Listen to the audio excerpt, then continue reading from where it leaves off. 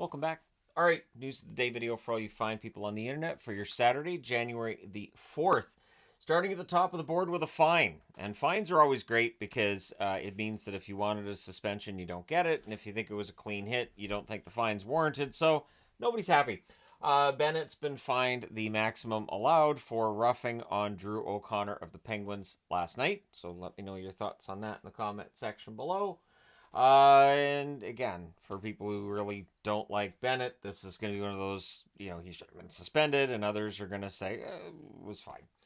Austin Matthews is cleared to play tonight for the Toronto Maple Leafs as they host the Boston Bruins, and the plans are for him to play tomorrow where they host Philadelphia. So both games are in Toronto, and it sounds like with Matthews, he's probably going to be playing through this for the rest of the season. And we'll see what it is at the end of the season. Because somebody asked yesterday in the comments what I think, and it's to me, from the way that it's been and how cloak and dagger it's been and everything, I would think is back. Just the way that it's been handled, it could very well be his shoulder as well. We'll see. But yeah, Matthews, it looks like it's just going to be playing through this kind of thing, and it's just that's how this season's going to go. Mark Kastelic has signed a 3-year extension with the Boston Bruins. The cap hit for him, $1.567 million. Kastelic works hard. It's a good fourth line Boston has going. I've had complaints about various Boston Bruins this year, but none of them have been the fourth liners. That is a very good fourth line. The work ethic's fantastic. Their forechecking's excellent as well. I'd really like to see that bleed over to the rest of the roster too, personally. But at any rate, yeah, Kastelic gets his extension. Brad Marchand talked to you about Team Canada and what they're going through with the World Junior disappointment in Canada and just how much Canada puts into the World Juniors, and saying he feels bad. There's a lot of pressure in Canada, and there is. And so he feels bad for these kids that he thinks they went out. They did the best they could. He talked as well about how he wants to be on the Olympic team in 2026. And he's looking forward to Four Nations. And says Four Nations is going to be tough. It's not going to be, exhibition style, because he believes that when players put on their nation's colors, that they're going to go out and play their hardest. We'll see. We'll see how that tournament ends up. And if everybody buys into this idea of giving it 110%, in a tournament that's not a National Hockey League regular season or playoff setup, where it is really exhibition. So we'll see. We'll see how competitive this tournament is in the middle of the season, and how many players treat this like, we're getting ready for the Olympics, and we've got to go out there and do what we got to do. So we'll see. But I do think that Marchand's words, hopefully for the kids that are dealing with the fallout from the World Juniors, that they hear what he has to say and take it to heart, because a lot of them are going to end up having very good NHL careers. And as disappointing as the World Junior result was, once we get to Four Nations, then the conversation becomes, what's wrong with Canada, as soon as they lose a game there. Demko is traveling with the Canucks on their road trip, which starts on Monday in Montreal. That's good news. I would think if his back spasms were really bad, he probably wouldn't be on a flight. He probably wouldn't be getting flown around. Demko, of course, I mentioned earlier with Matthews, maybe he's just going to be playing through it. It does feel like Demko is going to be playing through what's been a knee injury, and now he's got the back spasms. I think if Demko gets a chance to play, he'll play. But we shall see what happens and whether or not he gets into some games on the road trip. Vancouver dealing with a lot of key guys that are out, and they're not a team that can afford to have that many key guys that are out, especially looking at Quinn Hughes on the blue line. But at least everybody's traveling on the road trip. Jack Drury returns tonight for the Carolina Hurricanes. They are at home against the Minnesota Wild tonight, and then they're against Pittsburgh tomorrow. So Drury's coming back just in time for the first half of a back-to-back. The Montreal Canadiens, this is interesting to me. So Montembeault plays last night in the loss against Chicago. Dobesh is expected to start against the Avs. Normally, I would be standing here and saying, this is crazy to put this rookie in there against the Avs, but this is a rookie that shut out Florida. So, Marty St. Louis might be playing a hunch here.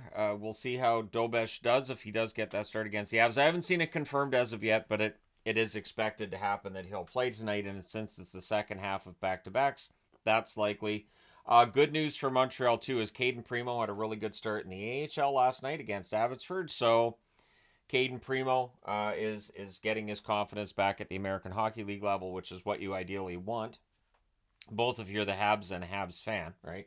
Either you're going to be, helping Primo to build his game back up so he can come back to the NHL, or so he becomes more tradable, right? So we'll see how that goes there. Askarov's going to start this afternoon for San Jose against the New Jersey Devils. It's going to be Markstrom at the other end of the ice. Wallman's been placed on IR so that the team can activate Eklund off of injured reserve. So just playing around with things here. Wallman's having a great season, but getting Eklund back in the lineup should help as well. San Jose, of course, looking to score an upset victory over New Jersey, and New Jersey, looking to get themselves back on that winning track as soon as possible. The New Jersey Devils have waived Nick DeSimone, so I don't think DeSimone gets picked up, but I didn't necessarily think Mermis would either, and then he was. So one thing that I did want to talk about today, and I'll just weigh in on this. I know we've talked about this before, but the amount of time that's being spent on offside reviews is probably a bit more than it was anticipated when the NHL decided to add reviews to the process of, you could challenge for offside, you could challenge for goalie interference. I think the amount of time they're expending now is a lot. And so I don't know that the NHL has any desire to change how they're done, but I think that a lot of fans, I've definitely seen a lot of media, it just feels like it takes forever. And it really pulls the energy out of the game, and it can do a number on the amount of momentum that one team might have that scored the goal. You would argue they have a lot of momentum. So for the team that's making the challenge, you get that option, right, to kill their momentum and maybe pull a goal off the board, and it can completely change everything. I know there are fans too, though, that say, hey, if it takes 10 minutes, it takes 10 minutes, get the call right.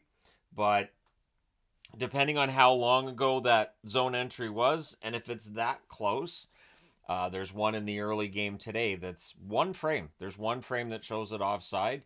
The frame before, the frame after, you wouldn't know. And I've always said I don't know how much of an advantage you get with that extra, couple of inches that you're across that blue line and you're offside, if even that. So, I don't know. Let me know your thoughts in the comment section below. It doesn't feel like the NHL is going to change it anytime soon. Every now and then it'll come up at a GM's meeting and it just doesn't really go anywhere. So I don't expect this to go anywhere either. But let me know your thoughts. Do you think there needs to be some kind of limit on these challenges? Hit like and subscribe if you haven't done so already. And hey, it's another fun Saturday hockey all day. So I will be reviewing the 2 early games once they're done. So there's one that started at 9 my time this morning, one at 1 this afternoon. I'll review those 2, and then the other 10 tonight on their own. So let me know your thoughts. Hit like and subscribe if you haven't already done so. Thank you guys so much for all your support as always. I will talk to you again soon.